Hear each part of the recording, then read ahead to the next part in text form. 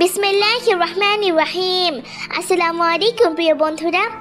জীবনে এমন এক সময় আসে যখন আমরা অনেক ভেঙে পড়ি, চোখে পানি চলে আসে, বুকটা একদম কষ্টে ভরে যায়।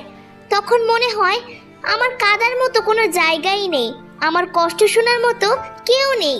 কিন্তু তখনই একটা জায়গা আমাদের জন্য খোলা থাকে, সেটা হচ্ছে মহান আল্লাহর দরবার। আমরা অনেকেই ভুলে যাই সিজদার মাটি শুধু নামাজের জন্য নয়, বরং কান্নার আশ্রয় ওখানেই। যখন তুমি কাদার জন্য কাঁধ খুঁজে পাবে না, তখন মাথা রাখো সেই মাটিতে যেখান থেকে তোমাকে সৃষ্টি করা হয়েছে।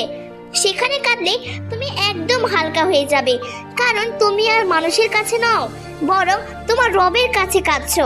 সবকিছু হারিয়ে ফেললেও যদি সিজদাহে ফিরে যাও, আল্লাহর কসম তুমি সবকিছু ফিরে পাবে। আলহামদুলিল্লাহ।